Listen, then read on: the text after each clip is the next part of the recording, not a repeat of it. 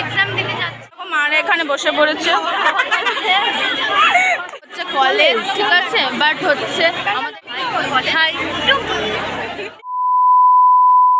Hi guys, কেমন আছো সবাই? আশা করি সবাই ভালো আছো আর আমিও ভালো আছি। তো অনেক দিন কোনো লং ভিডিও আপলোড করা হয়নি, তো একটু চাপে ছিলাম। চাপ বলতে এক্সামের চাপ। তো যাই হোক, দেখতেই পাচ্ছ আমরা কিন্তু সবাই এক্সাম দিতে চলে এসেছি। আর এই বছর আমাদের এক্সাম পড়েছিল অশোকনগর একটি কলেজে। আর জানো তো তোমরা, পরীক্ষা দিতে গিয়ে আমাদের সাথে এরকম একটা ঘটনা ঘটবে আমরা কখনোই ভাবতে পারিনি। তো আজকে সেইটাই তোমাদের সাথে শেয়ার করব। কেউ স্কিপ না করে ভিডিওটা শেষ পর্যন্ত দেখতে থাকো। আর সত্যি বলতে সেভাবে তো ভিডিও কন্টিনিউ করাই হয়নি, যখন মনে পড়ছিল তখন একটু একটু করে ক্লিপ নিচ্ছিলাম, কারণ পরীক্ষার টেনশনে ভিডিও তো মাথায় চলে গিয়েছিল। তো যাই হোক, তোমরা দেখতে থাকো ভিডিওটা। এক্সাম দিতে যাচ্ছি গাইস, আমরা এখন এক্সাম দিতে যাচ্ছি। আমাদের আজকে আমরা ক্যাচাল করতে এসেছি পরীক্ষা দিতে। একদম আমরা পড়াশোনা করি। আমাদের আজকে ইতিহাস পরীক্ষা গাইস, কেউ কিছু পড়িনি তাই তো। আমাদের আজকে ইতিহাস আর বাংলা পরীক্ষা, তো আমরা কেউ কিছু পড়িনি গাইস। ও হোয়াটসঅ্যাপ পড়ছে, এই যে হোয়াটসঅ্যাপ পড়ছে। এটা কোথায় হোয়াটসঅ্যাপ? দেখো মারা এখানে বসে পড়েছে।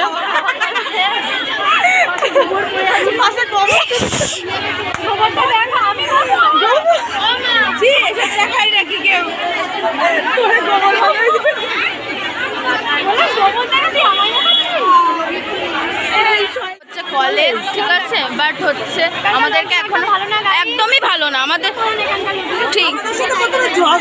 হ্যাঁ, ওর থেকে গোবরডাঙ্গার বাড়ির লোকগুলো খুব ভালো। বল আর বল বল বল।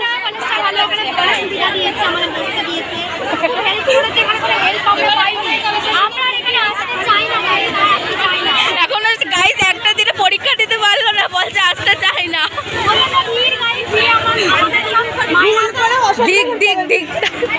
তো ব্যাপারটা হচ্ছে যে এখনকার মানুষের মানসিকতা এতটাই নিচ যে তাদের মধ্যে কোনো মনুষ্যত্ব বোধটুকুই নেই। সো তোমাদেরকে বলি একটা কথা, যে আমরা যখন ফার্স্ট সেমিস্টারে গোবরডাঙ্গায় পরীক্ষা দিতে গিয়েছিলাম, তখন তার কলেজের আশেপাশের মানুষগুলোর ব্যবহার সত্যি খুব ভালো ছিল। আর আজ যখন আমরা অশোকনগরে এক্সাম দিতে গেলাম, তো একটা বাড়িতে আমরা ঢুকে বললাম যে আমরা 5 থেকে 10 মিনিট একটু বই পড়বো, তারপর আমরা এক্সাম দিতে যাব, আর আমার মারা এই বাইরেই বসবে, আপনার ঘরে ঢোকাতে হবে না। তো তখন একজন মহিলা বাড়ির বললো যে না না, চলে যাও, বাড়িতে কোনো জায়গা হবে না। হ্যাঁ, মানছি যে আমরা রোজ আসবো না, আমরা একটা দিনই তো একটুখানি 2 ঘন্টার জন্য হয়তো আমার মায়েরা বসতো, তাও আপনার ঘর চাইনি, আপনার বাড়িতেও ঢুকতে চাইনি, জাস্ট বাড়ির বাইরে একটা উঠোন টাইপসের আছে, ওখানে গাছের তলায় আমার মায়েরা বসবে, মানে আমাদের সবার মায়েরাই একটু বসতো। তো উনি এমন ব্যবহার করলো, মানে কিছু বলার নেই। মানে প্রথমে এক্সাম দিতে যাওয়ার সময় এই একটা ঘটনা আমাদের সাথে ঘটে গিয়েছিল, ব্যবহার এতটাই খারাপ ছিল। প্রত্যেকটা ভিডিওতে এটাই বলে।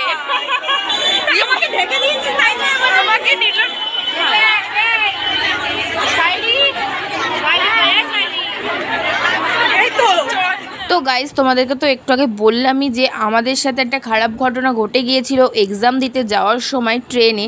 তো ট্রেনে ছিল প্রচণ্ড ভিড়। আমাদের পরীক্ষা ছিল 11টা থেকে, বাট আমাদের বাড়ি যেহেতু বনগাঁতে, তার জন্য আমরা 9টা 5-এর ট্রেন ধরে প্রথম দিন এসেছিলাম অশোকনগরে। কিন্তু আমরা নেমেছিলাম হাবড়া স্টেশনে, আর হাবড়া থেকে আমরা অটো আর টোটো ধরে সবাই মিলে চলে গিয়েছিলাম অশোকনগরে পরীক্ষা দিতে। কিন্তু ভাই রে ভাই, ট্রেনে ছিল প্রচণ্ড ভিড়। তোমাদেরকে তো বললামই আমরা হাবড়া স্টেশনে নেমেছিলাম, বাট আমরা যখন ট্রেন থেকে নামতে যাই, তখন আমার একটা বান্ধবীর মা ট্রেনে থেকে যায়, মানে ট্রেনে থেকে যায় বলতে আন্টি নামতে পারে না ট্রেনে। আন্টির শাড়ি বেঁধে আন্টি পড়ে গিয়েছিল ট্রেনের মধ্যে, আর পাটা ঝুলছিল। তো আমরা তো প্রচণ্ড ভয় পেয়ে গিয়েছিলাম।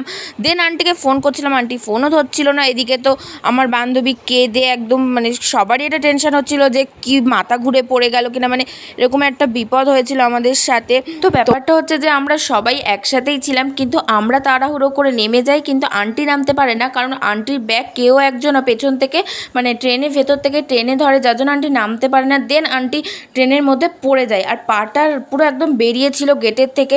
সো আমরা তো হাবড়া স্টেশনে নেমে গিয়েছিলাম, কিন্তু আন্টি নেমেছিল অশোকনগর স্টেশনে। তো ব্যাপারটা হলো যে প্রথমে আমরা যখন হাবড়া স্টেশনে নামলাম, আমরা কেউই খেয়াল করিনি যে আন্টি নামতে পারেনি। তারপর যখন দেখলাম যে একটা মহিলা পা বেঁধে পড়ে গেছে, তারপরে দেন শাড়ি দেখা যাচ্ছে, পা পুরো ট্রেনেতে ঝুলে রয়েছে, তারপর আমরা আইডিয়া করলাম যে ওটা তো আন্টিই ছিল। তারপর আন্টির সাথে আমাদের অশোকনগর কলেজে গিয়েই দেখা হয়। তুই তো বসেছিলি, তুই আমার ঘরে পড়েছিলি। গাইজ আমরা এখন টোটো ধরার জন্য যাচ্ছি। এই যে আমাদের টিম ওরা দুজন কই, তো গাইজ আমরা পরীক্ষা দিয়ে বেরিয়ে পড়েছি।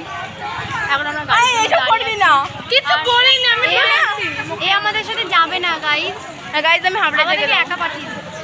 আবার আমরা যাবো দুজন, একটা লাইন যদি লিখে থাকে আমরা দুজনই যাবো, বল তো যেতে হবে না। All the best. ওটা তো চিন্তা নেই, ওটা হয়ে যাবে। মনোযোগ। তোমরা বুঝতেই পারছো সেভাবে তো ভিডিও কন্টিনিউ করা হয়নি আমাদের, কিন্তু আমরা প্রচণ্ড পরিমাণে মজা করতে করতে গিয়েছিলাম। দেন ভালোভাবে এক্সাম দিয়েছি। আর সত্যি বলতে একটা কথা না বললেই নয়, কলেজটা সত্যি খুব সুন্দর ছিল। দেন খুব সুন্দর গার্ড দিয়েছে ওখানকার স্যার ম্যামরা, তো ওনাদের ব্যবহার তো সত্যি খুব সুন্দর ছিল। তারপর তো ওরা সবাই মিলে চলে গিয়েছিল বনগাঁতে। আর যেহেতু হাবড়াতে আমার মাসির বাড়ি ছিল, আমি থেকে গিয়েছিলাম, কারণ পরের দিনও তো আমার এক্সাম ছিল, তো সেই জন্য আমি হাবড়াতেই থেকে গেছিলাম আর ওরা সবাই বাড়ি চলে গেল। বাট আমার মনটাও একটু খারাপ হয়ে গিয়েছিল যে সবাই একসাথে যেতে পারলাম না। তো যাই হোক, তারপর ওদেরকে টাটা করে আমি আর মা চলে যাচ্ছিলাম মাসির বাড়িতে। তারপর রাস্তায় একটু ভাইয়ের জন্য কিছু খাবার দাবার নিয়ে নিলাম। আর এদিকে দেখো আমি কিন্তু নিয়ে নিয়েছিলাম অরুণ আইসক্রিম, বাট খেতে তো ছিল দারুণ। আজ ভিডিওটা এখানেই শেষ করছি। তোমাদের ভিডিওটা কেমন লাগলো অবশ্যই কমেন্ট করে জানিও। আর আমরা কিন্তু অনেক ছবি তুলেছিলাম, বাট ভিডিও সেভাবে কন্টিনিউ করা হয়নি। তো দেখা হবে আবার নেক্সট কোনো ভিডিওতে। তত সময় সবাই সুস্থ থেকো। Love you all, bye by.